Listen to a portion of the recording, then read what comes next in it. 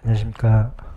오늘은 우리가 2019년 국가직 7급 문제를 풀도록 하는데 최근까지 봤던 시험 문제 중에서는 가장 어렵게 출제된 문제들이 바로 2019년 국가직 7급 행정학 문제입니다.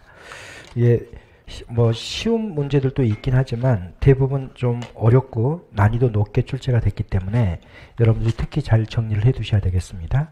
먼저 우리가 1번 문제부터 보도록 하겠습니다. 티브 가설의 가정이 아닌 것은, 티브 가설은 여러분들이 다 알고 있는 것처럼 완전 경쟁 시장의 가정을 두고 있습니다. 그리고 뭐라고 하는 거예요? 얘네들은 가장 중요한 게 티브 가설이 지금 정리되어 있는 것은 이런 이야기입니다. 여러 이렇게 지역으로 이렇게 사람들이 다 분산되어 있다. 이럴 때 사람들은 첫째, 완전한 정보를 가지고 있어야 돼요. 완전한 정보에서 특히 중요한 것은 각 지방 정부들이 기본적으로 조세 부담은 어떻게 하고, 조세 부담, 그리고 그로부터 얻어지는 편익은 어느 정도인지 이걸 주민들이 다 알고 있다는 전제하에 있습니다. 그 다음에 두 번째로 보면 완전한 이동을 전제로 합니다. 완전한 이동이라는 것은 이동 비용이 제로다, 이걸 전제로 하는 거야. 이동 비용이 0이다, 이걸 이야기해요. 그렇다면 우리가 그냥 이 정도만 보고 보면은 이런 이야기입니다. A라는 지역 주민이 있는데 이 사람은 여기서 1년에 조세를 500만 원을 내고, 그리고 편익은 돈 가치로 환산하면 한 600 정도의 편익을 얻고 있는데, 여기로 가게 되면 비용이 400으로 줄어들고 편익은 600이라면 사람들은 다 이쪽으로 이동할 것이라는 거야. 뭘 전제로 해서? 이사 비용이 전혀 없다는 걸 전제로 해서 이야기합니다. 그리고 세 번째로 여기는 완전 경쟁 시장의 전제를 깔고 있기 때문에 기본적으로 다수의 지방 정부가 있어야 된다는 전제하에 있고요. 그리고 네 번째로는 절대로 외부 효과가 없다는 전제하에 논의를 해요. 외부 효과가 있으면 절대 움직일 이유가 전혀 없는 거예요. 그렇죠? 내가 이 지방정부에 살고 있다 하더라도 이 지방정부에서 지금 여기 지방정부에서 제공하는 서비스를 그대로 받을 수가 있다면 굳이 이사해야 될 불편을 느끼지 않겠죠. 그러니까 이 지방정부가 제공하는 서비스는 이 지역 주민들에게만 영향을 미친다. 외부 효과가 0이라는 전제하에 있죠. 이거 외에도 배당소득을 전제로 한다. 그 다음에 최저 평균 수준의 인구 수준을 확보하기 위해 노력한다. 그 다음에 재산세를 전제로 한다. 뭐 반드시 각 지방정부는 한 가지 이상의 생산 요소를 갖추고 있어야 한다. 이런 것들이 있는데 일단 이 정도만 놓고 우리가 문제를 풀어보겠습니다. 티브 가설은 완전 경쟁 시장의 가설을 전제로 하고 있기 때문에 다수의 이질적인 지방정부가 존재한다. 여기서 이질적이라는 것은 각각의 조세 부담과 편익이 다 다른 지방정부, 이게 존재한다. 주민들은 지방정부가 제공하는 서비스의 정보를 완전히 알고 있다. 그렇죠. 바로 서비스가 주는 편익이 어느 정도인지를 정확하게 다 알고 있어야 됩니다. 그 다음에 지방공공재는 외부 효과가 없어야 합니다. 그 다음에 개인들은 자유롭게 다른 지방정부로 이전할 수 있어야 되겠죠. 특히 이사비용이 0이어야 돼.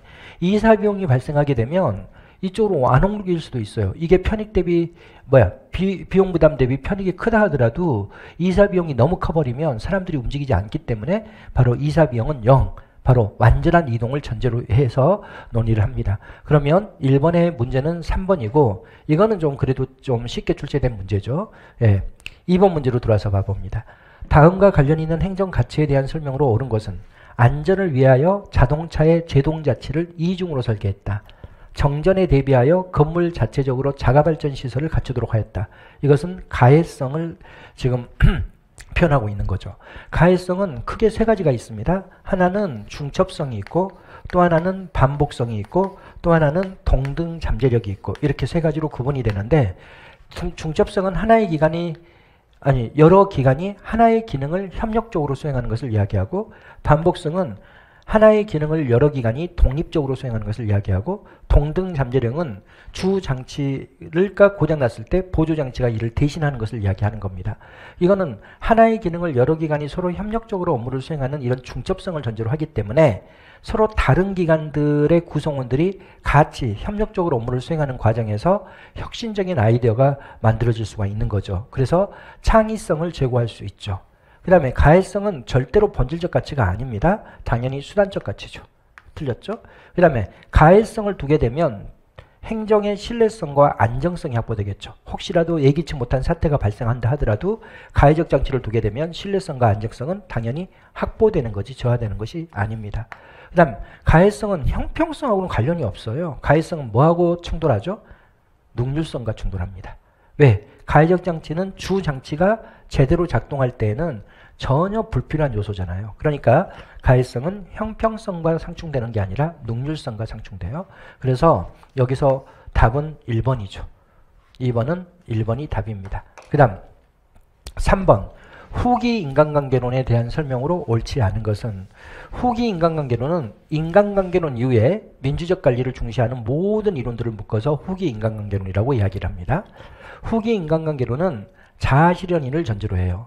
그러면 지금 뭐 여기 후기 인간관계론이 쭉 정리되어 있는데 인간관계론 이후에 민주적 인간관리를 중시하는 모든 이론이 바로 후기 인간관계론입니다.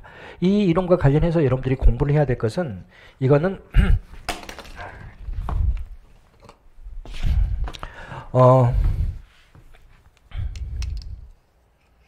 샤인의 인간관을 가지고 공부를 해야 되는데 샤인의 인간관은 합리적 경제인, 그 다음에 사회인, 그 다음 자아실현인, 그 다음 이제 네 번째로 복잡인 이렇게 제시를 해요.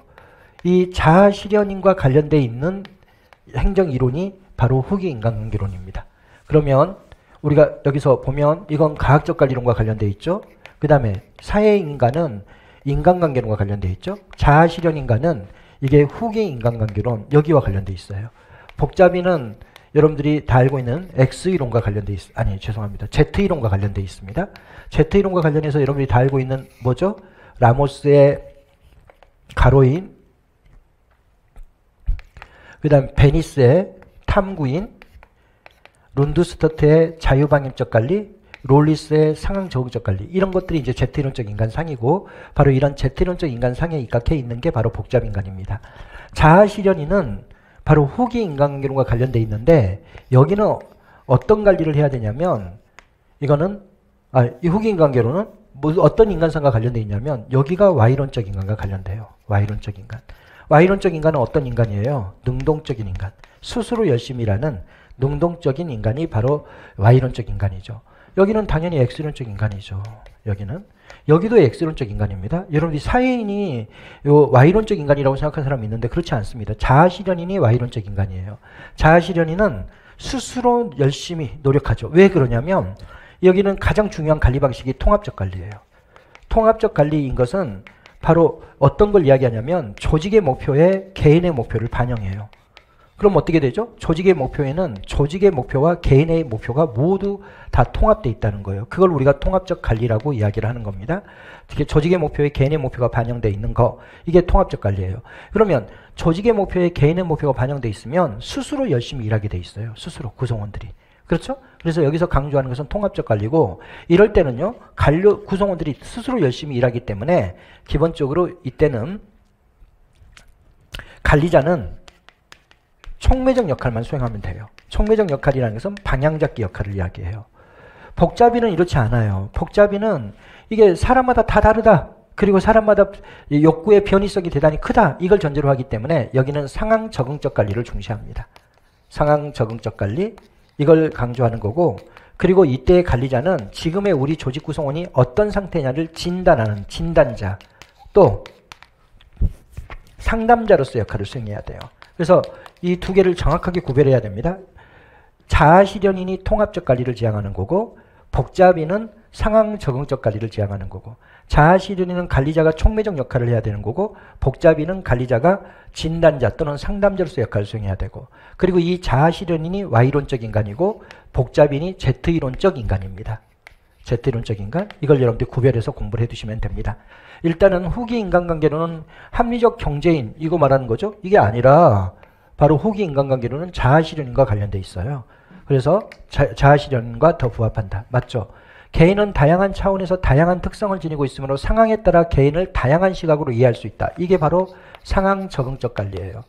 상황 적응적 관리는 여기 복잡인간에 관련돼 있는 관리 방식이지 자아실현에 입각해 있는 관리 방식이 아닙니다. 선생님 수업을 듣는 사람들 뭐 문제풀이 할 때나 심화 강의 할 때나 핵 강의 할 때나 맨날 강조했던 거죠. 자아실현에는 여기 이거 통합적 관리하고 관리자의 역할, 그 다음에 여기는 상황 적응적 관리와 관리자의 역할을 구별해서 공부해야 된다. 바로 여기가 바로 상황 적응적 관리를 이야기하고 있기 때문에 이게 틀린 거예요. 이거는 복잡인간에 대한 관리 방식이죠.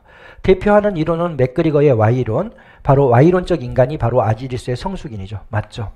당연히 스스로 열심히 능동적으로 일하는 인간상인 Y론적 인간상을 가지고 논의를 하기 때문에 당연히 어떻게 해야 돼요? 이러려면 개인을 참여시켜야 돼야죠. 그리고 조직의 목표를 설정할 때도 개인의 의사를 반영해 줘야지만이 조직의 목표에 개인의 목표가 통합이 되는 겁니다. 그래서 의사결정 과정에 개인을 참여시켜주는 관리 전략이 필요하다. 그렇죠? 그럼 답은 2번만 틀린 답이고 나머지는 다 후기 인간관계론에 입각한 설명입니다. 그 다음 4번. 페로의 기술 유형론은 뭐 선생님하고 공부할 때는 훨씬 더 깊이 있게 공부하는데 여기서 문제는 아주 쉽게 나왔네요. 이거는 일단 페로의 기술 유형론은 두 가지의 기준이 있는데 첫째, 과제의 다양성이 있죠. 이 과제의 다양성이라고 하는 것은 뭐다? A의 가소 정도를 이야기해. A가 얼마나 많이 있느냐, 왜 A의 가소 정도를 가지고 이야기합니다. A가 많으면 과제의 다양성이 높은 거고 A가 적으면 과제의 다양성이 낮은 겁니다. 두 번째로는 분석 가능성이라는 단어가 있는데 분석 가능성은 표준적인 절차가 준수되는 정도입니다. 분석 가능성. 표준적 절차가 준수되는 정도. 표준적 절차. 이게 준수되는 정도입니다. 이렇게 놓고 페로우가 이거를 기술을 구분하죠. 그래서 첫째, 과제의 다양성과 관련해서 과제의 다양성이 낮다, 높다. 또 분석 가능성과 관련해서 분석 가능성이 낮다, 높다. 이렇게 나눠놓고 그리고 과제의 다양성이 낮아요. 그리고 정해진 절차에 따라서 그대로 물건이 만들어져요. 분석 가능성이 높아요. 여기를 일상적 기술. 또 A가 대단히 많아요. 그리고 정해진 절차는 없고 새롭게 창의적으로 업무를 수행할 수밖에 없어. 분석 가능성이 낮아. 여기를 비일상적 기술 이렇게 정의합니다. 그리고 과제의 다양성은 대단히 낮은데 분석 가능성도 대단히 낮다. 여기를 장인 기술, 수제품 같은 것을 이야기하는 겁니다. 그 다음에 과제의 다양성도 대단히 높고 A도 대단히 많죠. 근데 뭐도 된다. 딱 표준적인 절차에 따라서 만들어진다. 이게 공학적 기술인데 선생님이 이 공학적 기술의 A가 뭐라 그랬어요? 자동차 엔진 같은 것을 이야기해요. 자동차 엔진은 A가 많습니다. 한 날 한시에 한 공장에서 출고된 자동차를 하더라도 5년 만에 엔진이 불타버리는 자동차도 있는 거고 30년, 40년을 운행해도 큰 문제가 발생하지 않는 자동차도 있는 거고 이런 식이기 때문에 이게 A가 많은 거예요. 그러나 자동차 엔진 같은 경우는 표준적인 절차에 따라서 쭉 만들어집니다. 그러니까 분석 가능성도 높은 거죠. 그러면 여기서 과제의 다양성과 문제의 분석 가능성이 모두 높은 기술은 당연히 공학적 기술. 3번이 답이 되겠죠. 예. 5번 정부직 공무원에 대해서 어렵죠. 이게 어려운 이야기입니다. 왜냐하면 이걸 다 우리가 외울 수가 없는 것들인데 사무차장들을 다 뭐 헌법재판소 사무차장, 국무총리실 사무차장, 국정원 차장 뭐 이런 거 우리가 다 외울 수는 없습니다. 그러나 여러분들이 문제를 공부하고 있기 때문에 여기를 좀 알아두시면 되겠습니다. 감사원 사무차장은 이건 일반직 공무원이에요. 여기는 정부직 공무원. 이런 건 없어요. 우리나라는 국무총리실이 없습니다. 우리나라는 국무조정실하고 이 국무총리로 들어가 보면 국무총리는 2실이 있거든요. 이 실이 하나는 국무조정실이 있어요. 그 다음에 국무총리 비서실이 있습니다. 이 두 개로 구성이 되어 있어요. 그러니까 이거는 진짜 문제 잘못 출제한 거예요. 이 2019년에 문제가 출제될 때도 잘못되어 있었던 거예요. 이거는. 국무총리실 사무차장은 그런 직위가 없었는데 이게 이명박 정부에서 있었다가 박근혜 정부에서 없어진 건데 이걸 그대로 문제를 출제해놨는데 사실 이건 문제 출제 오류죠. 국무총리 비서실이 있는 거예요. 이 국무조정실은 여기 실장은 장관급이죠. 실장이 장관급이야.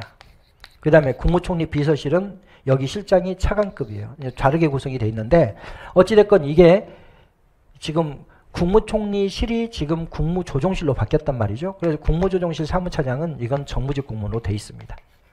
그 다음에 국정원 차장도 정부직 공무원으로 돼 있고 그래서 1번이 답인데 이런 문제를 여러분들이 나왔다고 해가지고 사무차장 다 외우고 막 이렇게 할 필요까지는 없습니다.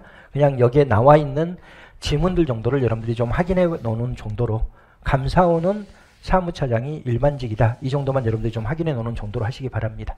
그래서 5번의 답은 1번입니다. 그 다음 6번 특별지방행정기관에 대한 설명으로 옳은 것은 특별지방행정기관은 여러분들이 뭔지 다 아시죠? 국가가 지방에 설치한 국가의 일성기관을 우리가 특별지방행정기관이라고 이야기를 합니다. 예를 들면 지방세무서, 지방경찰청, 경찰서, 그 다음에 지방국세청, 그 다음에 지방세무서, 지방경찰서, 그 다음에 뭐 지방노동청, 그 다음에 출입국관리소 이런 것들이 다 여기에 들어가요. 그럼 문제를 우리가 풀어보겠습니다. 국가의 사무를 집행하기 위해 설치된 국가의 일성기관입니다. 맞습니다. 그러나 고유의 법인격을 가지고 있지 않습니다. 이건 대한민국 정부 내부에 있는 거예요. 그래서 대한민국 정부 내부에 포함되어 있는 정부 내부의 소속기관입니다. 소속기관.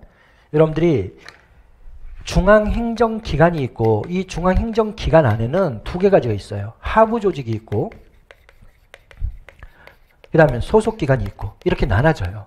하부조직은 개성과 막류를 이야기합니다. 보조기관과 보좌기관으로 구분이 되고 소속기관은 여기에 이제 부속기관과 특별지방행정기관이 있는 거예요. 그러니까 이건 중앙행정기관에 소속돼 있는 기관이지. 그러니까 고유의 법인격을 가질 수가 없어요. 틀렸죠. 전문 분야의 행정을 보다 효율적으로 수행하기 위해 설치하거나 행정기관 간의 중복을 이야기하기도 한다. 그렇습니다. 각각의 전문 영역별로 설치해요. 지방세무서, 세무행정을 전문적으로 수행하기 위한 거고 지방병무청 그러면 병무행정을 전문적으로 수행하기 위한 거죠. 그래서 전문 분야의 행정을 보다 효율적으로 수행하기 위해 설치합니다. 그 다음에 행정기관 간의 중복을 이야기하기도 합니다. 세무 업무 같은 경우에는 지방자치단체가 국세를 걷는 경우도 있거든요. 그러면 뭐야? 지방자치단체의 세무과하고 지방 여기가 동작구니까 동작구 세무서가 하는 일이 중복되는 경우도 있는 거죠. 그래서 이거는 맞는 거죠. 3번 특별지방행정기관의 예로는 자치구가 아닌 일반 행정구가 그냥 행정구예요. 행정구. 행정구가 뭐예요? 행정구가 우리나라에 있어 없어? 있죠. 인구 50만 이상의 도시는 행정구를 설치할 수 있다. 바로 자치구가 아닌 구를 설치할 수 있다. 그 자치구가 아닌 구가 바로 행정구입니다. 그래서 수원시 팔달구 구청 그러면 이것은 바로 뭐다? 자치단체가 아닌 구이기 때문에 행정구에 해당하겠죠. 그러나 행정구는 지방자치단체가 그 지방자치단체의 업무를 효율적으로 수행하기 위해 설치한 것이지 국가가 설치한 기관이 아닙니다. 그러니까 당연히 일반 행정구는 지방자치단체의 하부조직이지 절대로 뭐가 아니다. 바로 행정시나 행정구나 이런 데는 국가의 기관이 아니죠. 지방자치단체의 기관이죠. 행정시는 제주특별자치도에 있는 거고 행정구는 인구 50만 이상의 도시에 존재합니다. 그래서 수원시에도 있고 과천이 아니라 부천시에도 있고 부천시 같은 경우도 전부 다 인구 50만 이상이기 때문에 행정구를 두고 있습니다. 이거는 바로 지방자치단체의 하부조직입니다. 특별지방행정기관은 지방행정의 전문성을 제고하여 맞죠? 지방분권을 강화한다. 틀렸습니다. 특별지방행정기관은 주민의 지시에 따라서 주민의 의사에 따라서 움직이는 기관이 아니라 국가기관이기 때문에 상부 조직의 의사에 따라서 움직여요. 그러니까 지방분권하고 상관이 전혀 없어요. 오히려 지방분권을 해야 하는 제도가 바로 특별지방행정기관입니다. 특별지방행정기관이 수행하는 사무를 지방자치단체에 이임해주고 그리고 이 지방자치단체는 주민들이 직접민주주의를 통해서 다 통제해 나가잖아요. 주민 소환이라든지 주민 소송이라든지 이런 걸 통해서 통제해 나갈 수가 있기 때문에 거기다 넘겨주면 지방분권이 이루어지겠지만 기본적으로 특별지방행정기관 자체가 지방자치단체의 기관이 아니기 때문에 어떤 모습이 나타나는 거예요? 바로 주민의 참여 통로가 전혀 없어요. 그리고 지방정부의 권한이 전혀 없습니다. 그러니까 이것은 지방분권을 훼손하는 장치예요. 특별지방행정기관은. 그러면 4번도 틀린 거죠. 그러면 6번의 답은 2번만 맞는 지문이죠. 7번 정보업무 평가 기본법상 정보업무 평가 제도에 대한 설명으로 옳지 않은 것은 정보업무 평가 기본법의 정보업무 평가 제도는요. 크게 세 가지로 나눠집니다. 첫째 중앙행정기관에 대한 평가가 있고 두 번째로는 지방자치단체에 대한 평가가 있고 세 번째로는 공공기관에 대한 평가가 있고 이렇게 되어 있습니다. 그 다음 중앙행정기관에 대한 평가는 크게 세 가지로 나눠지는데 첫째 뭐다? 자체평가가 있고 두 번째로는 특정평가가 있고 세 번째로는 재평가가 있고 이렇습니다. 자체평가는 중앙행정기관이 자체평가위원회를 두고 스스로 평가하는 게 자체평가죠. 특정평가는 2개 이상의 부처와 관련되어 있는 사무라든지 또는 특별히 중시되는 사무, 바로 주요 시책입니다. 주요 현안 시책 등을 국무총리가 평가하는 게 특정평가고 재평가는 자체평가 결과 타당성과 신뢰성에 의문이 있을 때 국무총리가 다시 평가하는 것을 재평가라고 합니다. 그 다음에 지방자치단체는 여기도 자체평가가 있고요. 여기는 합동평가가 있죠. 합동평가는 국가이임사무에 대한 거예요. 국가이임사무에 대해서 행정안전부 장관과 주관부서의 장이 합동평가위원회를 구성해서 평가하는 거예요. 만일 서울시 교통 문제다 그러면 이게 교통이 바로 국토교통부가 이임한 사무다 이러면 바로 행정안전부 장관과 국토교통부 장관이 합동으로 합동평가위원회를 구성해서 평가합니다. 공공기관은 공공기관 외부의 평가를 받아야 된다고 돼 있어요. 공공기관 외부. 그러니까 한국전력공사가 공공기관이잖아요.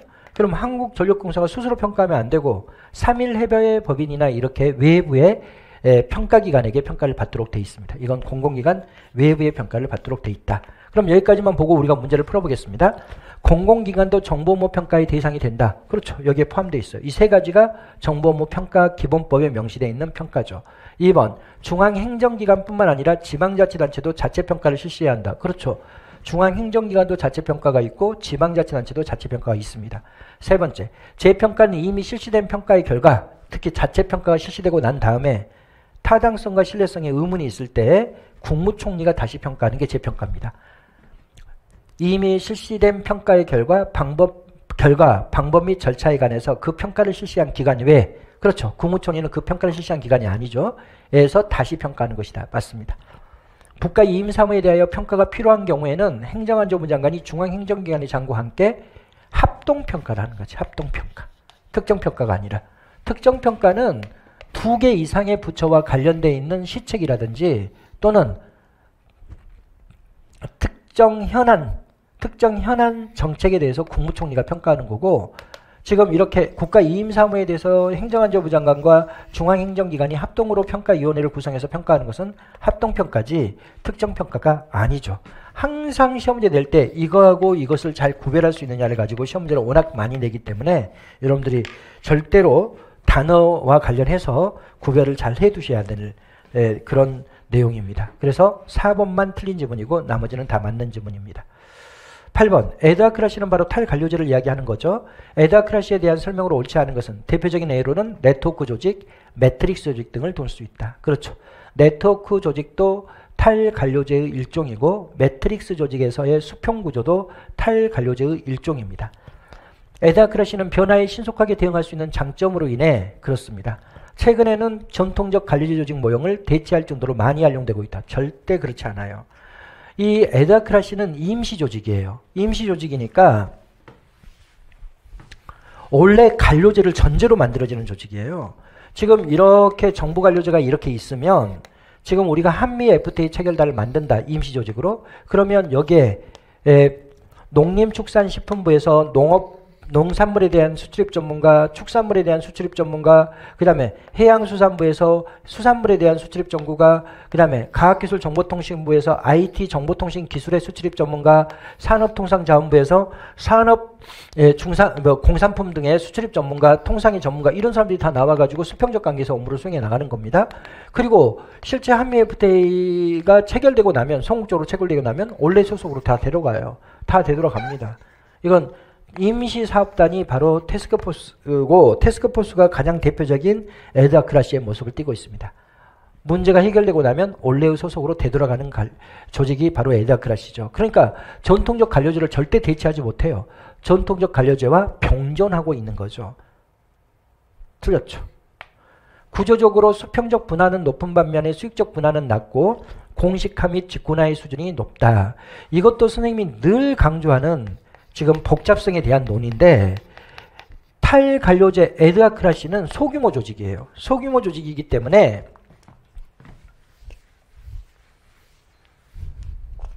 이렇게 다 만들어져 있는 거예요. 한미 FTA 체결단 이렇게 만들어져 있고, 한중 FTA 체결단, 한 EU FTA 체결단, 한 뭐 칠레 FTA 체결단. 이게 여기 분업화되어 있다는 거예요. 이게 이 작은 소규모 팀은 뭐예요? 이 한미 FTA에 대한 업무만 수행하고, 여기가 한중 FTA 체결단이라면 이 작은 소규모 조직은 한중 FTA 업무만 수행하고, 그 다음에 여기에 뭐 여기가 한 EU FTA 체결단이라면 이건 이 업무만 수행하는 거예요. 그러니까 각각의 조직 단위별로 뭐가 돼 있어요? 분업화가 돼 있어요. 그러니까 탈관료제는 특히 이 에다크라시는 수평적으로는 분화가 돼 있습니다. 근데 이 수평적 분화를 선생님이 어떻게 공부하라 그랬어요? 첫째, 이거는 바로 뭐다? 일의 흐름에 따른 분화야. 일의 흐름. 여기에 따른 분화입니다. 왜냐하면 이런 수평 구조를 우리가 뭐라 그러니까 일의 흐름에 따른 조직 구조라고 하니까 이걸 하나의 일의 흐름이에요. 이걸 하나의 조직 단위로 하고 분업화. 이걸 하나의 조직 단위로 하고 분업화. 이걸 하나의 조직 단위로 하고 분업화. 그러니까 일의 흐름에 따른 분화의 정도가 높은 거예요. 그러나 이 내부는 그렇지 않습니다. 여기는 인사담당자고 이 사람이 예산담당자고 이건 기획담당자고 이러지 않고 여기에 내부 구성원들은 모든 기능을 다 수행하도록 해. 인사, 예산, 기획, 조달 이걸 다 수행하고 다 수행하고 다 수행하고 다 수행하고 다 수행하고 다 수행하고 해서 상황에 따른 업무 분장이 이루어지는 거예요. 지금 이걸로 보면 농산물, 축산물, 수산물 전문가들이 이 사람은 농산물에 대해서 협상하고 여기는 수산물에 대해서 협상하고 여기는 축산물에 대해서 협상하는 게 아니라 이 사람이 수산업에 대해서 다 알려줘야 돼요. 그 다음에 이 사람이 축산물에 대해서 다 알려줘야 되고, 그 다음에 이 사람이 농산물에 대해서 다 알려주고, 이렇게 해서 같이 가서 이제 한미 FTA에서 미국 협상단과 협의를 해 나가는 것이지, 이게 여기에서 분업화가 돼 있다는 게 아닙니다. 이렇게 각각의 소규모 조직으로 에다크라시가 만들어지기 때문에 각각의 소규모 조직 단위 간의 분업화가 이루어져 있는 일의 흐름에 따른 분화의 정도가 높은 거죠. 여기를 우리가 수평적 분화가 높다고 할 때는 이걸 가지고 이야기해요. 그러나 조직 내부에 직무의 분화는 대단히 낮아요. 왜? 지금 방금 봤던 것처럼 여기는 공동으로 업무를 수행하기 때문에. 그러면 이 말은 맞죠? 여기서 수평적 분화는 바로 뭘 의미해? 바로 일의 흐름에 따른 분화를 이야기해요. 구조적으로 수평적 분화의 정도는 높지만 계층제적 질서가 없기 때문에 수익적 분화의 정도는 낮고, 그리고 공식성도 낮고 직권성도 낮다. 맞죠?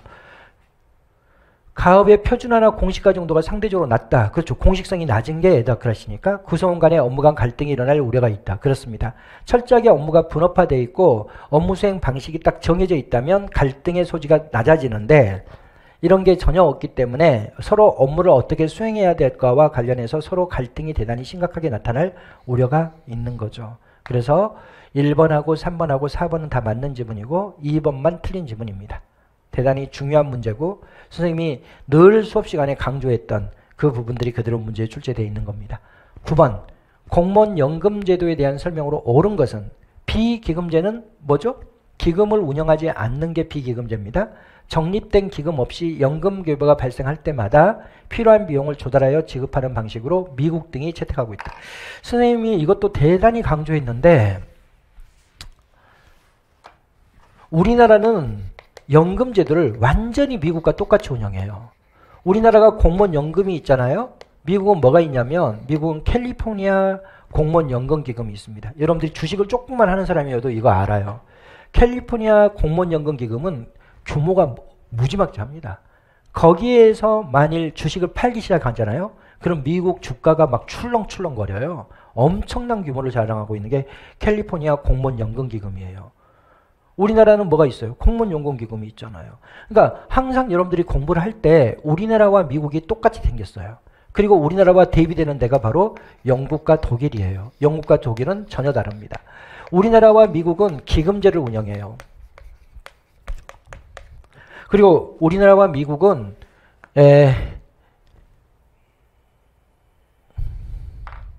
기여제에 입각해 있어요. 기여제는 공무원이 돈을 내는 것을 우리가 기여제라 그럽니다. 그리고 우리나라는 이런 기여제가 뭐 때문에 어떤 식으로 어떤 논리에 입각해 있냐면 바로 거치보수설에 입각해 있어요. 공무원의 돈을 국가가 가져가서 일정 기간 거치해냈다가 나중에 퇴직하면 되돌려주겠다. 그래서 거치보수설에 입각해 있는 거죠. 영국과 독일은 이런 형태가 아니에요. 영국과 독일은 퇴직한 공무원들에게 돈을 주는데 그 돈은 그냥 국가 예산으로 주는 겁니다. 그래서 이거 비기금제죠. 그러니까 공무원이 돈 내지 않아요. 비기여제죠. 그리고 여기는 바로 공로보상설에 입각해 있어요. 공무원의 공로를 보상해 주겠다는 목적에서 국가가 전액 지원한다. 이게 이제 바로 영국과 독일의 제도입니다. 그러면 비기금제는 적립된 기금 없이 연금 급여가 발생할 때마다 필요한 비용을 조달하여 지급하는 방식은 맞습니다. 근데 이것은 미국이 채택하고 있는 게 아니라 바로 영국과 독일이 채택하고 있는 거죠. 2009년 연금개혁, 이건 박근혜 정부가 연금개혁을 한 겁니다. 공무원 연금의 적용 대상이 확대됨에 따라 공무원 연금공단 직원도 대상에 포함되게 하게 되었다. 말도 안 되죠. 이게 공무원 연금 제도잖아요. 공무원 연금공단 직원은 공무원이 아니에요. 그냥 일반 회사원이에요. 절대 그렇지 않습니다.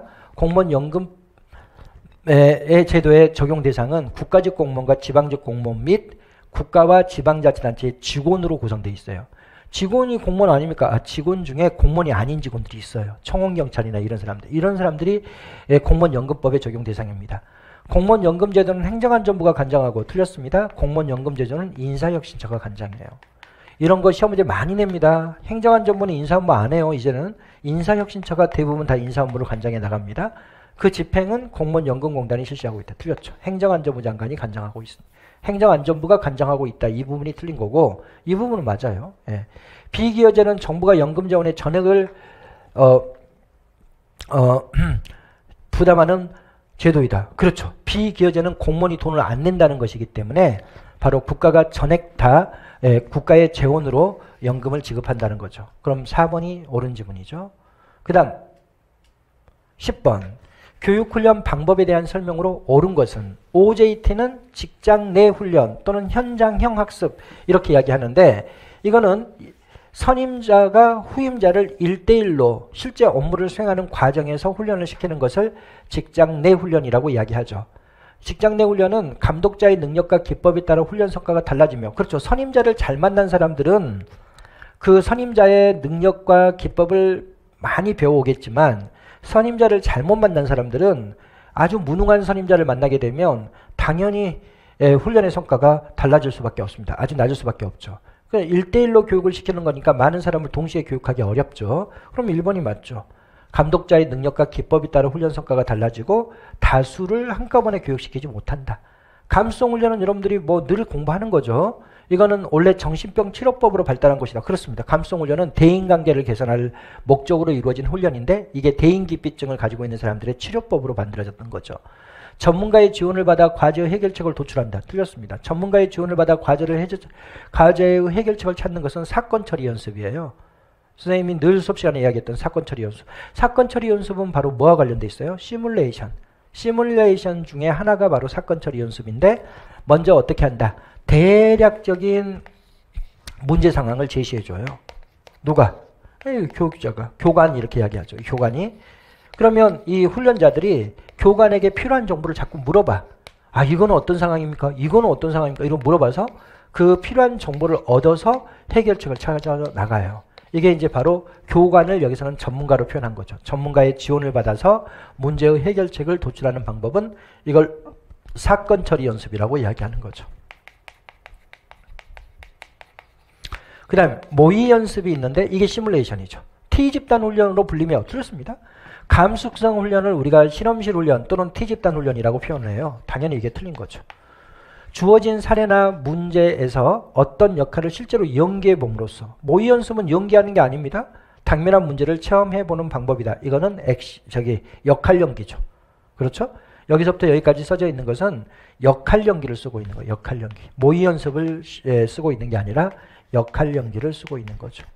연기를 해본다 이러니까 당연히 3번도 틀렸죠. 액션 러닝은 미국의 지휘사의 전략적 인적 자원 개발 프로그램으로 활용된 것으로 그렇습니다. 여러분들이 제너럴 일렉트릭 이 회사의 혁신 기법이 액션 러닝이에요. 그래서 앞부분은 맞습니다. 대단히 유명한 혁신 기법이죠. 여러분들이 인터넷에 다음이나 네이버에 액션 러닝을 쳐보면 전부 다 지휘의 혁신 기법으로 해가지고 나옵니다. 근데 어떤 선생님이 이걸 해설을 지휘사 거 아니다 막 이런 식으로 해설해 놨다고 나한테 찾아와서 어떤 학생이 질문하던데 아니 그걸 왜 나한테 이야기합니까? 이야기를 저한테 할 필요도 없습니다. 그분이 잘못한 거지, 그분이. 이거는 지혜의 혁신 기법. 선생님이 액션 러닝에 관한 논문을 수십 개를 읽어봤어요. 이런 혁신적인 것은 재밌으니까 많이 읽어보죠. 막 논문 쏟아지면은. 근데 뭐 당연히 뭐 상식적인 이야기를 가지고 저걸 해설을 잘못하고 이렇게 합니까? 전 아주 상식적인 거예요. 지혜의 혁신 기법입니다.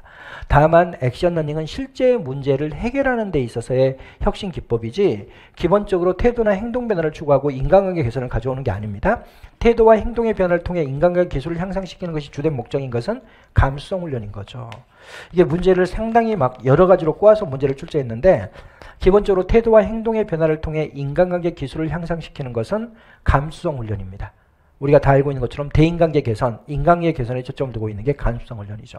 그러니까 기본적으로 다 여기 앞에까지는 맞춰놨어요. 감수성 훈련은 뭐다? 정신병 처리, 여기까지는 맞아요. 다만 전문가의 지원을 받아 과제의 해결책을 도모하는 것은 사건 처리 연습이고 그 다음 모의 연습은 앞에서부터 틀렸죠. T집단 훈련이라고 불리는 것은 감수성 훈련이니까 이거부터 틀린 거죠. 그리고 여기는 여기서부터 여기까지는 역할 연결을 표현하고 있는 거고 그 다음에 액션 러닝은 지휘사의 전략적 인적 자원 관리 프로그램으로 활용된 것 여기까지는 맞습니다. 다만 태도와 행동의 변화를 통해 인간관계 기술을 향상시키는 것은 감수성 훈련이기 때문에 틀린 거죠. 그러면 1번만 옳은 지문이고 나머지는 다 틀린 지문이죠. 그래서 답은 1번입니다. 11번 문제를 보도록 하겠습니다. 11번 변화의 시작의 시간적 전후관계나 동반관계, 변화 과정의 시간적 장단관계를 사이현상 연구에 적용하는 접근 방법은 이건 이제 시차적 접근 방법이죠. 또는 시차적 접근 이렇게 이야기합니다. 시차 모형 또는 시차적 접근 이렇게 이야기합니다. 정책이 실제로 진행되는 타이밍, 정책 대상자들의 학습 시간, 정책과 관련 요인들 간의 발생 순서 전부 다 시간에 대한 이야기야. 이것들이 정책 효과를 다르게 할 수 있다고 주장한다. 이 시차적 접근과 관련해서 우리가 공부해야 될 것은 그렇게 많지는 않습니다. 얘네들은 뭘 주장하냐면 이분들은 기본적으로 화학적 인과관계를 주장해요. 화학적 인과관계라는 것은 뭐냐면 순서에 따라서 그 결과가 달라진다는 거예요. 지금 성과평가, 공정한 성과평가 제도를 먼저 도입하고 성과급제를 도입했을 때하고 성과급제를 먼저 도입하고 나중에서야 성과평가 제도가 도입될 때는 그 효과가 전혀 다르다는 거야. 그러니까 어떤 제도를 먼저 도입하고 어떤 제도를 나중에 도입하고 이것을 잘 정해야지만이 개혁이 성공할 수 있다. 이렇게 주장하는 게 바로 시작 접근입니다. 이 시작 접근은 바로 이렇게 원인 변수와 결과 변수가 서로 달라졌을 때 전혀 그 효과가 달라지는 걸 전제로 하는 표현. 그게 이제 학적 인과관계입니다. 그리고 이들은 그러니까 제도의 도입을 이야기할 때 제도의 도입 이 두 가지로 나눠서 여러분들이 보시면 되는데 제도의 평가 이렇게 두 가지로 나누시면 돼요. 제도의 도입과 관련해서는 반드시 제도의 선후관계를 따져야 된다는 거예요. 어떤 걸 먼저 도입하고 어떤 걸 나중에 도입할 것인지에 대한 제도의 선후관계를 반드시 따져서 도입을 해야 되고 그 다음에 제도를 평가할 때도 마찬가지입니다. 제도를 막 도입하자마자 평가하게 되면 당연히 성공적인 제도는 거의 없습니다. 그러나 제도가 딱 자리를 잡고 어느 정도 이렇게 장기적으로 발전이 된 다음에 이렇게 나중에 먼 미래에 한 성과급제를 도입하고 한 10년 정도 지나서 이렇게 평가하면 전혀 다른 결과가 나오기 때문에 제도를 평가할 때는 반드시 제도의 숙성 기간을 고려해야 한다. 이게 이제 이들의 내용의 가장 핵심적인 내용들입니다. 그러면 여기와 관련해서 우리가 문제를 풀어보면 원인 변수와 결과 변수 간 인과관계가 원인 변수들이 작동하는 순서에 따라 달라진다고 보죠. 그런 걸 우리가 화학적 인과관계라고 표현하는 거야. 어떤 걸 먼저 원인 변수로 두고 어떤 걸 나중에 결과 변수로 둘 것이냐. 또 원인 변수가 여러 개라면 어떤 원인 변수를 먼저 두고 어떤 원인 변수를 나중에 둘 것이냐에 따라서 그 결과가 달라진다고 보는 게 바로 시차 모형이고 시차적 접근 모형입니다. 틀렸죠. 정책이나 제도의 도입 이후 어느 시점에서 변경을 시도해야 바람직한 결과를 낳을 것인지에 주목한다. 그렇죠. 제도를 도입했는데 변경을 가할 필요가 있다면 언제 어떤 시점에서 변경을 가해야 될 것인지 이런 것들을 다 고려합니다. 다음에 3번 정책이나 제도의 효과는 어느 정도 숙성기간이 지난 후에 평가하는 것이 보다 합리적이다. 바로 이걸 이야기하고죠. 제도의 숙성기간을 고려해서 평가해야 한다. 시차적 요소에 대해 적절하게 고려하지 않아 정부개혁의 실패가 나타난다고 본다. 그렇습니다. 반드시 제도의 선후관계를 고려하고 그리고 평가를 할 때는 제도가 어느 정도 숙성된 이후에 평가해야 된다. 이걸 이야기하고 있는 거예요. 이런 것들을 고려하지 않으면 정책은 무조건 실패로 자리 잡게 된다라고 보는 거죠. 그래서 11번의 답은 1번이 답이 되겠습니다.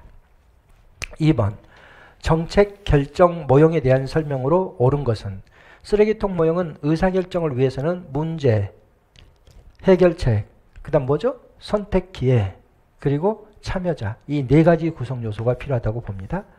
만족 모형은 의사결정자들이 만족할 만하고 괜찮은 해결책을 얻기 위해서는 몇 개의 대안만을 무작위적이고 순차적으로 탐색한다고 봅니다. 병렬적이라는 것은 한꺼번에 한다 이런 뜻이에요. 절대 한꺼번에 이루어지는 게 아니라 순차적인 대안 탐색을 주장하죠. 3번 앨리스 모형 2는 바로 조직 과정 모형이죠. 앨리스 모형 2는 긴밀하게 연결된 하위 조직들이 틀렸죠. 바로 느슨하게 연결된 하위 조직들이 표준 운영 절차 등을 통해서 상호 의존적인 의사결정을 한다. 그렇죠. 왜 상호 의존적이야? 타하위 조직의 목표를 제약 조건으로 인식하고 타하위 조직이 받아들일 만한 수준에서 의사결정을 하니까 상호 의존적인 의사결정을 하는데 이거는 긴밀하게 연결되어 있다고 보지 않습니다. 각각의 하위 조직들은 각각의 하위 조직들의 목표를 추구하기 때문에 이게 긴밀하게 연결되어 있는 게 아니라 느슨하게 연결되어 있다고 보죠. 이것도 틀렸죠. 최종 모형에 따르면 정책 결정과 관련해 위험 최소화 전략 대신 혁신 전략을 취하는 것은 상위 정책 결정에 해당한다. 최종 모형은 정책 결정 과정을 세 개로 나눠요. 초 정책 결정, 본래적 의미의 정책 결정, 후 정책 결정으로 나누는데 초 정책 결정 단계를 우리는 메타 정책 결정, 여기서 이야기하는 상위 정책 결정이라고 이야기를 하는 겁니다. 그러면 초 정책 결정 단계에서 주로 뭘 취하겠어요? 전략 같은 걸 만드는 거예요. 전략은 바로 장기적 계획 같은 걸 만드는 겁니다. 그래서 전략은 당연히 초 정책 결정에 들어갑니다. 그럼 여기가 맞는 거죠. 그래서 12번은 옳은 것은 4번 지문만 옳습니다. 13번 정책평가의 내적 타당성에 대한 설명으로 옳지 않은 것은 역사 요인은 실험이 진행되는 도중에 예기치 못한 사건으로 정책 효과를 잘못 판단하도록 만드는 요소를 우리가 역사 요인이라 그럽니다. 외부 환경에서 발생하며 그렇죠. 사전 및 사후 측정 값이 달라지게 만드는 어떤 사건을 말한다. 그렇습니다. 역사 요인을 그래서 우리는 다른 말로는 사건 효과라고 이야기하죠. 2번 성숙효과는 실험 대상자들이 사전 측정의 내용에 대해 친숙하게 되어 사후 측정값이 달라지는 것이다. 이건 성숙효과가 아니죠. 성숙효과는 자연스럽게 실험 대상자들이 성장함으로써 발생하는 효과인 거고 이렇게 사전 측정이 사후 측정에 영향을 줬다. 이건 측정효과죠. 또는 우리가 이걸 다른 말로는 검사 요인이라고 하죠. 그러면 2번이 틀린 거죠. 상실 요인은 정책 집행 기간에 대상자 일부가 이탈하여 사전 및 사후 측정 값이 달라지는 것. 선발 요인은 실험 집단 및 통제 집단에 대한 무작위 배정과 사전 측정을 통해 어느 정도 통제할 수 있다. 이거는 이제 무작위 배정과 사전 측정이 진실험 방법인데 진실험 방법을 통해서 하면 이런 내적 타당성 저해 요인들을 어느 정도 극복해 나갈 수가 있어요. 특히 선발 요인을 가장 크게 극복할 수 있죠. 왜냐하면 사전 측정을 통해서 실험 집단과 비교 집단이 완전히 동질성을 갖춘 집단으로 구성하게 되면 선발 요소는 안 나타나는 거죠. 또 무작위 배정을 통해 가지고 실험 집단과 비교 집단이 완전한 동질성을 확보하게 되면 이때도 선발 요소는 안 나타나는 거니까 바로 이런 무작위 배정이나 사전 측정을 통해 진실험을 설계하게 되면 선발 요소는 발생하지 않습니다. 그럼 맞죠? 그러면 2번만 틀린 지문이고 나머지는 맞는 지문이죠. 14번 피터스의 정보 모형. 피터스는 정부 관료제를 비판하고 네 가지 모형을 제시합니다. 시장 모형, 신축 모형, 탈내부 규제 모형, 참여 모형 이렇게 네 가지를 제시하죠. 일단 참여 모형은 뭘 비판해요? 참여 모형은 관료제의 계층제를 비판해요. 왜 계층제를 비판합니까? 이러면 이렇게 계층제가 이루어져 있으면요. 시민과 만나는 통로가 이렇게 좁아진다는 거야. 이 계층제를 타파하고 이 구성원들을 가지고 이렇게 조직을 만들게 되면 지금 이 사람들이 여기에 붙어 있고 이 사람들이 여기에 붙어 있고 좀 더 넓게 여기에 붙어 있고 그 다음에 이 사람들이 여기에 붙어 있고 제일 위에 있는 사람들이 여기에 붙어 있고 이렇게 해서 이렇게 수평적 조직으로 만들게 되면 시민과 만나는 접점이 이렇게 늘어난다는 거예요. 그래서 참여 모형은 시민들과 만나는 접점을 늘리려고 노력합니다. 그러려면 뭐 해야 된다? 계층제를 타파하고 수평 조직을 형성해야 된다고 봅니다. 그래서 참여 모형에서는 조직의 고위층과 차위층 간의 계층수를 줄여서 뭐한다? 바로 이렇게 시민과 만나는 접점을 늘리는 데 초점을 둡니다. 맞죠? 유연조직 정부 모형이 바로 신축 모형입니다. 신축 모형은 관료제의 영속성을 비판하죠. 그래서 임시조직을 선호하고 그게 가상조직을 선호한다 이렇게 이야기합니다. 임시직 노동자의 활용을 강조합니다. 그러면 신축 모형, 유연정부 모형은 변화하는 정책수에 맞춰 탄력적으로 구성으로 활용한다. 그렇죠. 임시노동자의 활용 이런 걸 강조하죠. 이들의 조직과 업무에 대한 몰입도를 높인다. 몰입도라는 것은 충성도를 이야기해요. 조직 몰입도 그러면 조직에 대한 충성도, 업무 몰입도 그러면 업무에 대한 충성도인데 여기는 충성도가 발생할 수가 없습니다. 왜? 단기적으로 일하니까. 내가 이 조직에서 평생 일한다 이러면 그 조직에 대한 충성도가 높아지지만 여기는 임시직 노동자의 활용을 강조하기 때문에 기본적으로 임시직 노동자가 만일 내가 이 조직에서 3년 일한다 그럼 3년만 일하고 난 나갈 건데 뭐하러 그 조직에 충성을 합니까? 그러니까 기본적으로 이건 임시직 노동자의 활용으로 인해서 조직과 업무에 대한 몰입도가 저하되는 단점이 있는 거예요. 그 다음 시장 모형은 정치 지도자들의 권력을 약화시키고 기업가적 관료들의 정책 결정자로서 역할을 제고하는 결과를 가져왔다. 이건 또 뭔 소리입니까? 뜬금없이. 이건 탈내부 규제 모형을 이야기해요. 내부 규제는 공무원의 손발을 묶는 규칙과 법규를 이야기하는데 법규는 누가 만들어줘요? 정치 지도자들이 만들어주는 거야. 그러니까 정치 지도자들의 권력을 약화시키는 것은 바로 규칙과 법규를 없애는 거예요. 무슨 말인지 아시겠죠? 그러니까 정치 지도자의 권력을 약화시키는 것은 시장 모형이 아닙니다. 탈내부 규제 모형.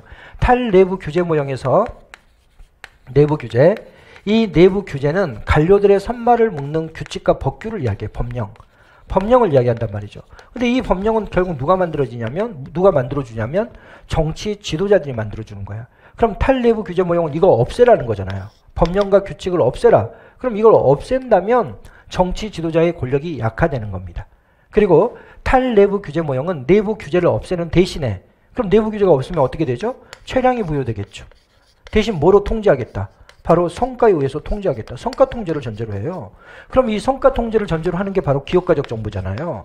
그래서 탈내부 규제 모형은 기업가적 정부가 내장된 모형이라고 이야기를 하는 겁니다. 우리가 바로 왜? 규칙과 법규를 다 없애버리고 재량을 부여한 다음에 성과에 의해서 통제하는 것을 강조하는 게 탈내부 규제 모형입니다. 이렇게 성과 통제를 강조하기 때문에 우리가 기업가적 정부가 내장되어 있는 모형이라고 이야기를 해요. 그럼 이게 바로 기업가적 관료들의 정책 결정의 역할을 제고하는 거죠.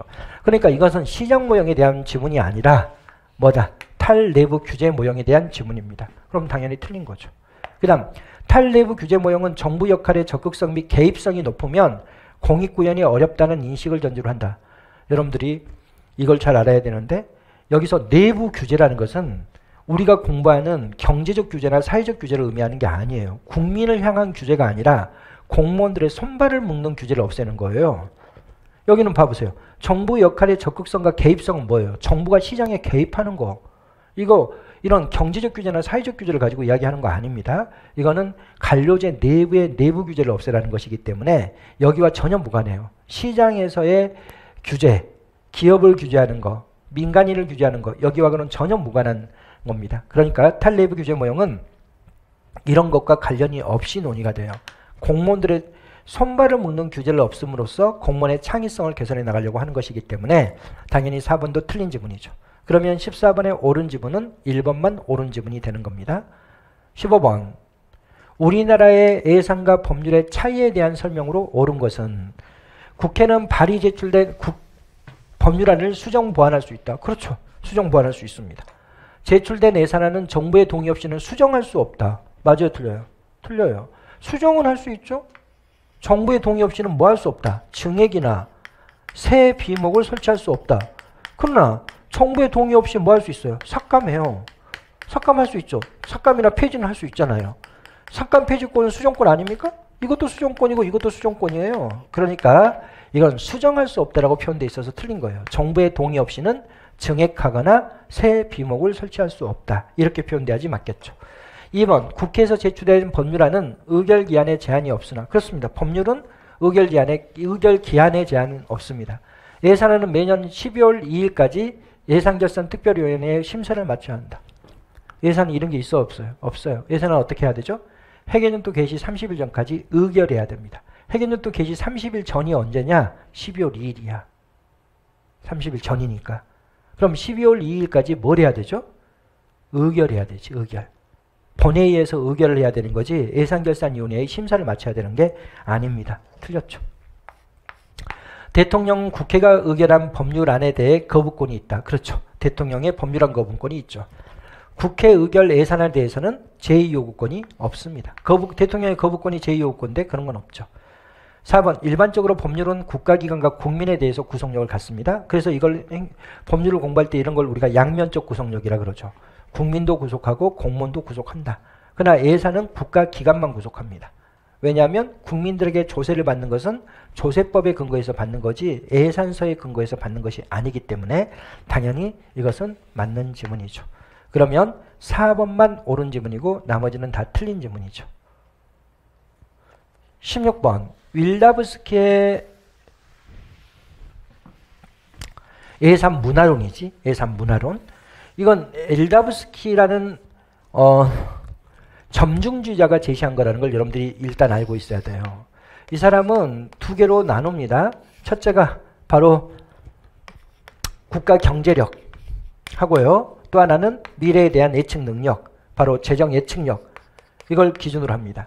그래서 경제력이 높은 경우, 경제력이 낮은 경우, 그 다음에 예측 능력이 뛰어난 경우, 예측 능력이 낮은 경우 이렇게 나눠놓습니다. 국가의 경제력이 대단히 크고 그리고 미래에 대한 예측 능력도 대단히 클 때 이 사람이 점중주의자야. 점중주의자니까 이 사람은 기납적으로 접근해요. 이런 나라가 어디다? 재정력이 대단히 크고 예측 능력이 대단히 뛰어난 나라가 미국이라는 거야. 이 미국이라는 나라는 당연히 어떻게 예산이 결정된다? 점중주의적으로 결정된다. 이게 점중주의예요. 두 번째로 봐봅니다. 경제력은 대단히 낮아요. 그런데 예측 능력이 뛰어난 거. 여기를 이 사람은 미국의 지방정부로 봐요. 미국의 지방정부.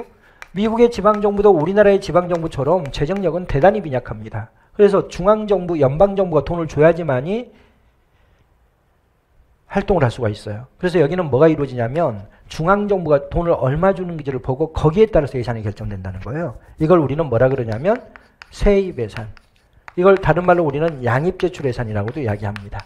수입을 보고 중앙정부가 주는 돈, 수입을 보고 제출, 지출을 결정한다. 예, 이렇게 이제 표현하죠. 그 다음에 국가의 경제력은 대단히 뛰어나는데 예측 능력이 대단히 낮은 데가 바로 중동 산유국이에요. 중동 국가. 이때는 예측 능력이 낮기 때문에 이렇게 국가 예산의 계획을 세워놔도 그게 잘 안 지켜져요. 그러니까 뭐 빠져 있는 것도 많고 이래요. 그러니까 여기를 우리는 뭐라 그러냐면 보충적 예산. 이미 만들어진 예산을 약간 수정해 나가고 약간 수정해 나가고 이런 보충적 예산이 활용되는 거고, 그 다음에 국가의 경제력이 대단히 낮으면서 그리고 예측 능력도 대단히 떨어지는 데가 저개발 국가인데 여기에서는 계획을 세워놔봤자 전혀 지켜지지 않기 때문에 또 추가 경쟁 예산을 편성하고 또 새롭게 추가 경쟁 예산을 편성하고 또 추가 경쟁 예산을 편성하고 이런 식으로 계속해서 추가 경쟁 예산이 반복적으로 편성되는 반복 예산이 편성된다라고 이야기한 게 윌다브스키의 예산 문화론입니다. 그럼 저기서는 국가의 경제력은 낮지만 재정 예측력이 높은 경우는 미국의 지방정부고 세입 예산이 답이겠죠. 3번이 답이죠. 17번 재정 예산제도에 대한 설명으로 옳은 것은 조세지출예산제도는 조세지출의 투명성, 항구성 및 지속성을 제고하는 장점이 있다. 조세지출은 조세감면을 조세지출이라 그러죠. 조세지출예산은 조세감면을 지출로 보고 예산으로 편성해서 국회에 제출하고 국민에게 공개하는 제도입니다. 그럼 이거는 조세지출의 투명성을 제고하죠. 그러나 조세지출은 국가의 입장에서는 이거는 국가의 재정력을 빈약하게 만드는 거예요. 조세감면을 해나가는 거니까. 그러니까 조세지출이 지속화돼 버리면 오히려 이거는 국가의 재정력을 곤란하게 만드는 이런 나쁜 부분입니다. 그러니까 이건 장점이 절대 될 수 없어요. 지속성, 이 조세지출이 항구화되고 지속화되는 경향은 뭐다? 단점이죠. 장점이 전혀 되지 않아요. 그래서 조세지출 예산제도는 조세지출의 투명성을 제고합니다. 조세지출 예산제도가 점중주의 형식으로 운영이 되면 매년 조세지출이 증가하게 돼요. 그럼 결국 어떻게 되는 거야? 조세지출이 지속화되고 항구화돼 버리겠죠. 그러면 이렇게 지속화되고 항구화되는 것은 조세지출의 예산제도의 장점이 아니라 오히려 단점이 되는 거예요. 그래서 이거는 틀린 거죠. 두 번째, 통합재정은 일반에게 특별하게 기금을 모두 포괄하죠. 그래서 포괄성을 띠는 겁니다. 재정활동의 전모를 파악할 수 있도록 융자 지출을 통합재정 수지의 계산에 포함시키고 있다. 그렇습니다. 통합재정을 선생님이 늘 설명할 때 뭐라 그래요? 첫째, 포괄성을 떼야 된다. 여기서 포괄성은 일반에게, 특별에게 기금을 모두 포함해야 된다. 그 다음에 이중거래를 조정해야 된다. 이중거래의 조정은 반드시 중복액을 제거하고 작성해야 된다. 예산 순계로 작성해야 한다. 세 번째로 보면 대출 순계를 작성합니다. 대출 순계. 대출 순계가 바로 뭐예요? 순융자예요. 순융자는 융자 해수에서 융자 지출을 뺀 것을 이야기해요. 여기 융자 지출을 반드시 기록하도록 되어 있습니다. 이거는 국가가 돈을 빌려준 것을 이야기합니다. 그 다음에 네 번째로 보존재원을 명시하는데 보존재원은 국가가 돈 빌린 거. 이건 차관이나 국공채를 이야기해요. 이거를 기록하도록 돼 있죠. 이 네 가지로 구성되어 있는 게 통합재정입니다. 그럼 통합재정은 당연히 융자지출을 재정수지의 계산에 포함하고 있죠. 성인지 예산제도는 각 지출부서가 기획재정부와 여성가족부의 지휘 아래 대부분의 재정사업에 대해 성인지 예산서, 결산서를 작성하도록 하고 있다. 일단은 각 지출부서가 기획재정부의 작성 기준에 따라서 작성합니다. 그렇죠? 근데 여기서 지휘를 한다라는 단어가 의미하는 바가 이게 조금 걸리는데 기획재정부 장관이 작성 기준을 제시해줘요. 누구와 협의해서? 여성가족부 장관과 협의해서 작성 기준을 제시해줄 뿐이지 지시하고 지휘하지는 않아요. 근데 결정적으로 틀린 지문은 여기에 있어요. 대부분의 재정사업에 대해서 성인지 예산을 한다. 이건 불가능한 겁니다. 대부분의 예산에 대해서 성인지 못해요. 아니 국가가 도로 건설했는데 그게 여성을 위한 거지 남성을 위한 거지 우리가 어떻게 합니까? 그거 안 되는 거예요. 그럼 뭐 사람 서가지고 거기서 세워볼 거야? 여성이 몇 명 그 다리를 지나갔고 남성이 몇 명 지나갔고 그리고 차에서 사람 다 내리라 그래서 여성 몇 명 탔고 남성 그 도로 지나가는 차들마다 다 세워놓고 몇 명이 탄 그런 헛짓거리를 누가 하고 있겠어요? 아무도 그런 거 안 해요. 그럼 이건 뭐냐? 여기는 모든 재정사업에 대해서 할 수가 없어요. 이거는 뭐와 관련돼 있냐면 성평등과 관련된 사업에 대해서만 하는 거예요. 성평등과 직간접적으로 관련된 사업에 대해서만 하는 거지 모든 재정사업에 대해서 절대 하지 않습니다. 아니 저거 어떻게 할 수가 없는 거예요. 아니 어떻게 합니까 그거를. 아니 할 수 있는 방법은 아예 없습니다. 그런 도로 건설이라든지 공항 건설이라든지 뭐 4대강 육개발 그거 어떻게 여성을 위한 거고 남성을 위한 건지를 우리가 구별할 수 있습니까? 안 되는 거예요. 그런 것은. 그러니까 기본적으로 성평등과 직접적으로 관련돼 있는 직간접적으로 관련돼 있는 몇몇 사업에 대해서 하는 겁니다. 그래서 3번도 틀린 거죠. 4번 예비 타당성 조사는 대규모 건설 사업 정부화 사업, 연구개발 사업 뿐만 아니라 교육, 보건, 환경 모든 부분에 적용돼 있어요. 아주 예외적인 뭐 교도소 건설이나 이런 것들만 제외하고는 다 들어가 있습니다. 그래서 선생님이 이것도 선생님 수업을 듣는 사람들에게는 여러 번 이야기했습니다. 거의 모든 사업에 예비타당 조사가 들어가 있다라고 공부를 해두셔야 된다라고 여러 번 이야기를 했던 거죠. 그럼 이건 당연히 틀렸죠. 적용되지 않고 있다 이렇게 돼 있으니까. 그러면 여기서 옳은 지문은 3번만 2번이죠. 2번만 옳은 지문이고 나머지는 다 틀린 지문이죠. 18번 이런 것을 문제로 내놨는데 정책혁신 확산이라고 돼 있는데 사실 이것은 정책혁신 확산 이론이 아닙니다. 정확하게는 기술혁신론이에요. 기술혁신과 관련돼 있는 이론이 로저스의 기술혁신 이론인데 이 기술혁신 이론은 뭘 이야기하냐면 기술이 전파되는 과정을 이야기해요. 그래서 제일 먼저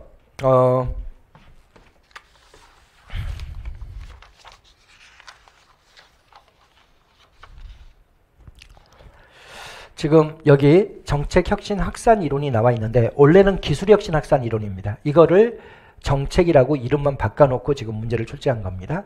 그러면 이 정책혁신 확산 이론이 뭘 설명하냐면 기술이 전파되는 과정을 설명합니다. 기술이 전파되는 과정을 봐보면 이런 식으로 이루어진다는 거예요. 이런 식으로. 그럼 전기차가 새로 만들어졌다. 그러면 제일 먼저 몇몇의 선도자들이 요만큼의 인구수가 이만큼이겠죠. 요 정도의 사람들이 뭘 한다는 거예요. 전기차를 타고 나갑니다. 그러면서 막 폼 잡고 거들먹거리고 나는 새로운 기술을 적용했다 막 이런 식으로 하는 거예요. 그 다음에 두 번째로 봐보면 여기가 바로 선도자입니다. 그 다음에 이제 나오는 사람이 바로 뭐냐면 바로 초기 수용자예요. 이 초기 수용자들이 누구냐면 이제 전기차가 여기는 한 2, 3%대이고요. 여기 오면은 한 15%에서 30, 20% 사이에 수용하는 사람이 초기 수용자인데, 이들이 누구냐면 요런 주도층이에요. 요런 주도층. 막 폼 잡고 이런 사람들이 아니라 이게 미래의 차라는 것을 딱 자기들이 미리 막 신문이나 이런 걸 읽으면서 아, 이게 미래의 차가 이게 되겠구나. 그래서 선생님도 지금 차 바꿀 때가 됐는데 절대 지금 바꾸기가 어려워요. 왜냐면 내연기관차로 바꾸면 안 돼, 지금은. 그렇죠. 예전 차처럼 야, 이 차 폐차 시켜버리고 내연기관차 새 거 사가지고 폼나게 타고 다녀야지. 그 바보짓거리인 거예요. 그 신문도 안 읽어본 사람이 그런 소리 하는 거야. 왜냐하면 여러분들이 지금 내연기관차를 사잖아요. 그러면 한 5년 후에는 전기차로 바꿔야 돼요. 그럼 그 내연기관차는 중고차에 팔아야 될 거 아니야. 똥값이에요, 똥값. 누가 내연기관차를 또 사가지고 중고차 타가지고 타고 다니려고 하겠어요. 그러니까 요런 주도층인 이명훈은 안 사요. 이제 사야 되겠지. 그럼 산다면 뭘 사겠어요? 전기차 사는 거예요. 이런 사람들이 미래를 딱 바라보면서 아, 미래가 이렇게 변화되니까 이런 기술을 우리가 빨리 수용해야 되겠구나, 이렇게 하는 것이 바로 초기 수용자고, 이 사람에 대한 역할을 대단히 중시해, 로저스는. 이 사람들이 요런 주도층으로서 이렇게 합니다. 그 다음에 이제 어느 정도 이 초기 수용자 이후로 많은 사람들이 이걸 채택하게 되면, 그러면 이제 어떻게 되냐면 여기가 바로 초기 다수가 되는 거야. 초기 다수. 초기 다수가 이제 이걸 이 기술을 받아들이는 거고, 그 다음에 여기가 이제 바로 후기 다수죠. 이미 50% 이상의 인구들이 그걸 도입하니까 그때 살아야 이제 좀 더 지나가지고 도입하는 게 후기 다수예요. 그 다음에 이제 여기가 지체자라고 이야기. 지체자는 가장 마지막에 기술이나 이런 것들을 받아들이는 것을 두려워하고 그냥 옛날 거 쓰고 이러면서 가장 마지막에 도입하는 사람들이 바로 이제 지체자. 이렇게 이제 표현해 놓고 있는 게 바로 정책 확산 이론입니다. 그러면 이 정책 확산 이론은 접근 방법이 어떠냐? 첫째, 이것은 미시적 접근을 활용해요. 왜? 아, 개인을 가지고 이야기하잖아요. 선도자, 초기 수용자 다 개인들이에요. 개인들이 어떻게 새로운 기술을 채택하느냐를 봅니다. 그리고 어떻게 집단 사이로 전파가 되는지도 봐요. 그리고 국가 전체에 어떻게 전파가 되는지까지를 다 보는 거예요. 그러니까 이건 미시적 연구에 그치는 게 아니라 미시, 중이, 거시를 다 아우르는 연구가 바로 이런 겁니다.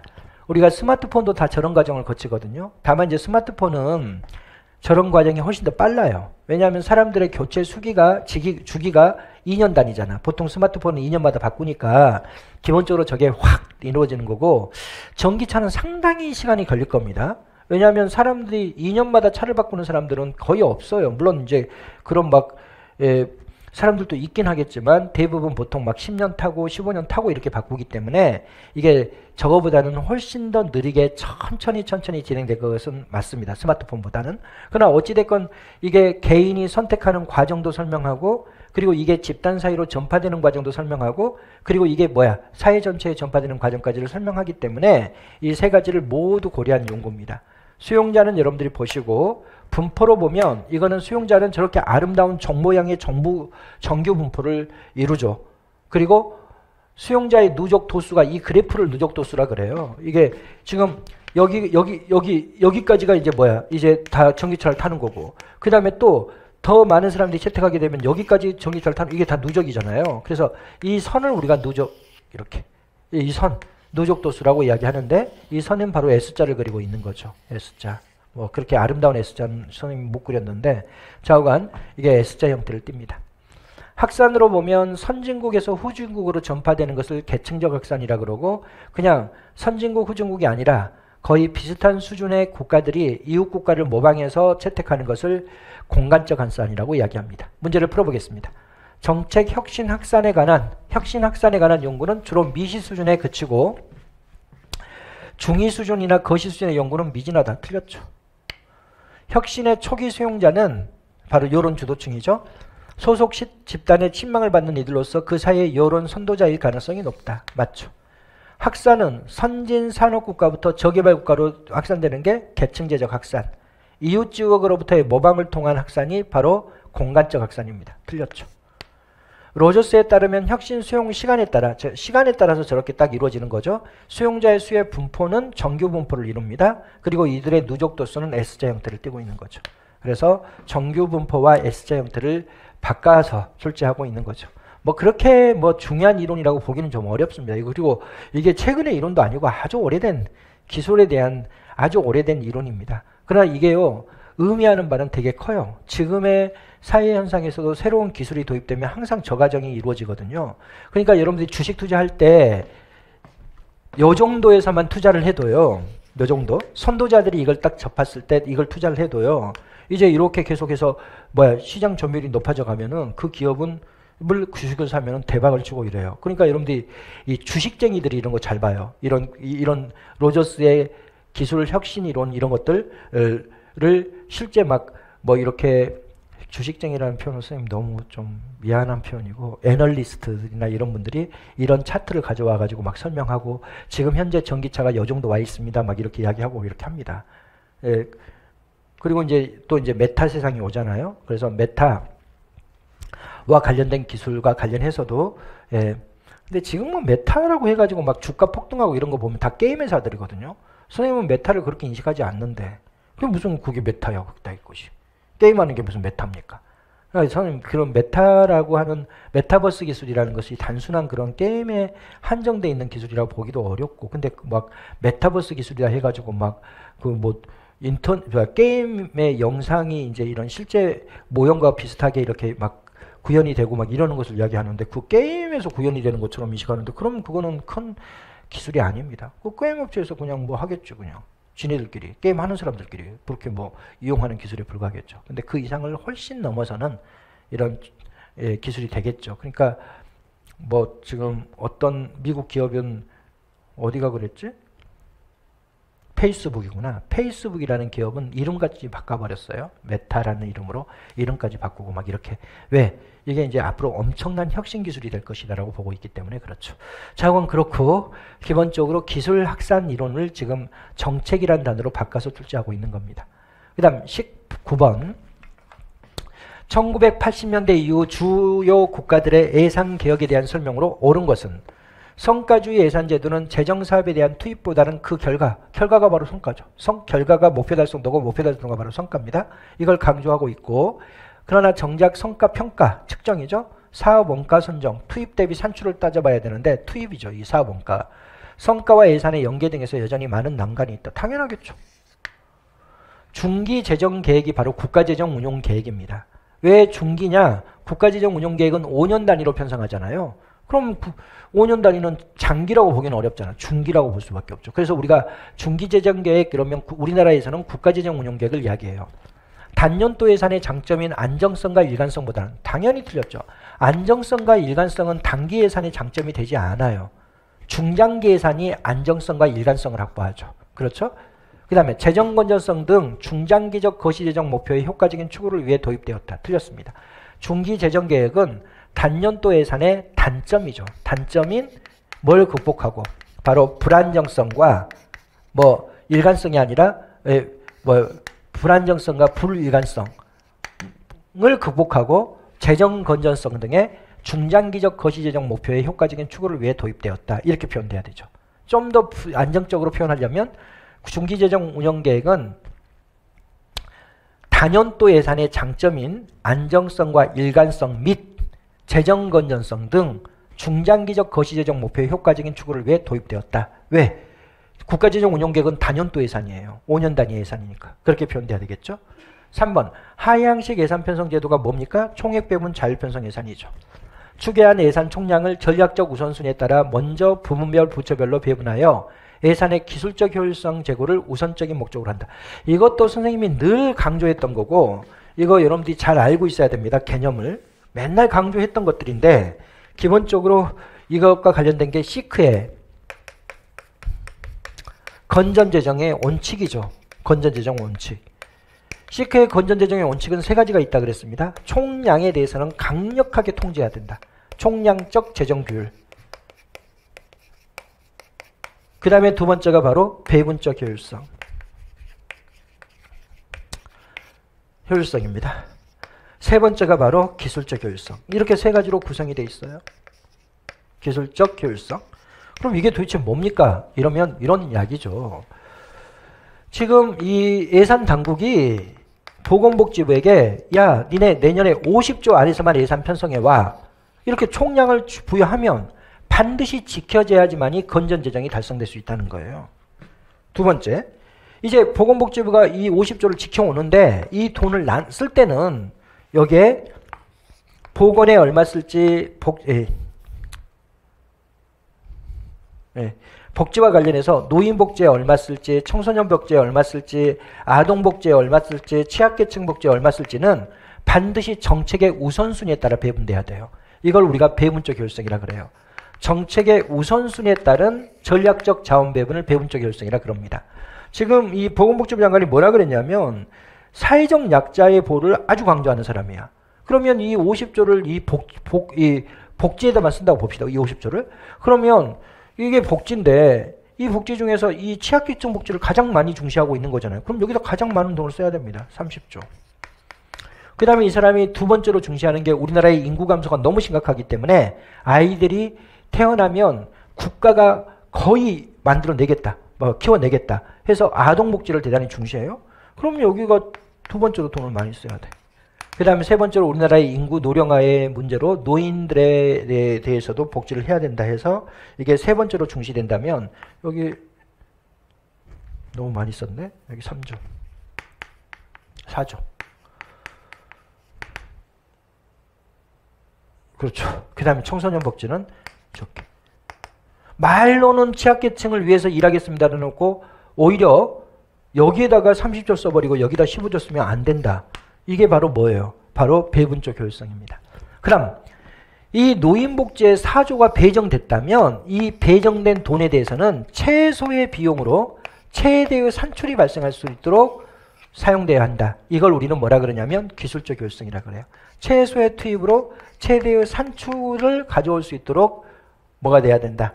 사용돼야 한다. 이걸 바로 기술적 효율성이라 그러고 이거는 이런 정책 간의 배분과 관련되어 있기 때문에 여기는 우리가 바로 부문간 효율성이라 그래요. 부문간. 이거는 이렇게 배분이 되고 난 다음에 이 사업을 수행하는 부서가 최소의 비용으로 최대의 산출을 기하도록 사용해야 된다는 것이기 때문에 여기는 부문 내 효율성이라고 이야기합니다.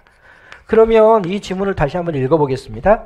하향식 예산 편성 제도는 추계한 예산 총량을 전략적 우선순위에 따라 부문별 부처별로 배분하여 그럼 이렇게 전략적 우선순위에 따라 자원 배분하는 것을 뭐라 그래요? 바로 배분적 효율성이라 그러죠. 그러면 틀렸죠. 기술적 효율성이 아니라 배분적 효율성의 개념이죠. 그 다음 총액 배분 자율편성 예산 제도는 기획재정부가 부문별 부처별로 예산 상한을 할당하는 직권화된 예산 편성 방식으로 틀렸습니다. 총액 배분은요. 직권화와 분권화가 조화를 이루어요. 총량을 통제합니다. 기획재정부가 야 50조 안에서만 편성해봐. 이거는 총량을 통제하는 부분은 직권화되어 있죠. 그러나 총량 내에서 니네가 마음대로 편성해봐라 이거잖아요. 그럼 자율편성권은 뭐겠어요? 분권화죠. 그렇죠? 그래서 직권화와 분권화의 조화를 추구하는 거예요. 기획재정부가 부문별 부처별로 예산 상한을 직권화된 예산 편성 방식 이게 틀린 거고 부처의 사업별 재원 배분에 대한 보다 세밀한 관리 통제 필요성에 따라 도입되어 틀렸습니다. 여기는 사업에 대한 통제 안 해요. 뭐만 해요? 총량에 대해서만 통제. 이것만 지켜와. 그리고 니네가 마음대로 써. 이 50조 안에서는 니네가 어떤 사업에 얼마만큼 쓸 것이냐는 니네가 알아서 결정해. 이런 것이기 때문에 부처의 사업별 재원에 대한 세밀한 통제가 이루어지는 것이 아닙니다. 그래서 4번은 틀린 지문이죠. 그러면 19번은 1번만 옳은 지문이고 나머지는 틀린 지문입니다. 20번 문제는 너무 어렵죠. 이게 뭔 소리인지를 모르겠죠. 읽어보겠습니다. 사람들에게 10명의 사람으로부터 무작위로 K명의 위원회를 구성하라고 하고 K가 2일대와 8일대 어느 경우에 구성되는 위원회의 경우의 수가 더 클 것인지를 판단하게 하였다. 이때 대부분의 사람들은 2의 경우가 더 많다고 답한다. 선생님도 그럴 것 같아. 10명의 사람으로부터 무작위로 K명의 위원회를 구성하라고 한다면 야 어떻게 하면 위원회가 더 많아지냐 하면 2명으로 구성하는 게 더 많아지지 않을까? 8명씩 구성하는 것보다? 이런 생각이 딱 드는데 그렇죠. 이는 2명의 위원회를 생각하는 것이 8명의 서로 다른 위원회를 생각하는 것보다 더 쉽기 때문이다. 하지만 실제 2명과 8명일 때 조합 가능한 위원회 수는 똑같다. 이렇게 돼 있잖아요. 그러니까 선생님이 멍청한 사람인 거지. 막 그런 경우의 수를 생각하지 않고 그냥 뭐야. 야, 2명씩 구성하면은 야, 훨씬 더 많아지지 않을까? 왜 작은 수로 구성할 때마다 하는 게 더 많아질 것 같으니까 이런 생각을 하는데 여러분들 여기서 이 평부터 봐봅니다. 의사결정 휴리스틱스의 오류.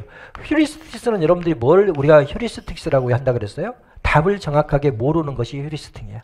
그래서 이렇게도 생각해보고 이게 답이 아니면 저렇게도 생각해보고 이게 답이 아니면 이런 거. 지금 뭐죠? 시행착오를 통해 답을 찾아나가는 것이 휴리스트인데 이렇게 시행착오를 통해 답을 찾아나가는 과정에서 나타나는 오류 이런 뜻이에요. 그러니까 여러분들이 여기에서는 휴리스틱의 개념부터 알고 있어야 돼. 휴리스틱은 내가 정확한 답을 알지 못하고 여러 막 사고 과정이나 또 사고를 하는 과정에서 실패, 사고 과정에서 잘못된 사고 이런 것들을 통해 가지고 그를 극복해 나가면서 답을 찾아 나가는 것이 바로 휴리스틱이고 이렇게 휴리스틱적 오류라고 하는 것은 이렇게 답을 찾아 나가는 과정에서의 오류가 발생하는 것을 이야기하는 거예요. 그러면 고착화와 조종에 의한 오류라는 것은 뭐냐? 내 사고가 딱 고착화 돼 있어. 그래서 그 고착화된 사고 때문에 정확한 답을 찾아내지 못해요. 그게 고착화의 오류입니다. 또는 조종의 오류라는 것은 뭐냐면 초기값이 딱 주어지잖아요. 그러면 상황이 바뀌면 그걸 약간씩 바꿔나가야 되거든요. 선생님이 만일 삼성전자 주식을 투자하는데 이거 100% 수익 내겠다라고 딱 목표를 정해놨는데 지금 사회가 반도체 같은 게 지금 필요로 하지 않는 사회가 돼버렸어요. 그럼 내가 조종을 해야지. 그걸 50% 낮추기도 하고. 근데 그런 걸 안 하는 게 조종에 의한 오류입니다. 반도체는 그런데 무조건 잘 될 수밖에 없어요. 왜냐하면 4차 산업혁명이잖아. 그럼 인공지능에도 반도체가 들어가고 자율주행차에도 반도체가 들어가고 모든 산업체의 기본 메타버스에도 뭐야 그런 가상공간에서의 어떤 현실적인 모형을 만들어내는 것도 전부 다 반도체가 들어가 버리기 때문에 우리나라는 진짜 발전할 수밖에 없습니다.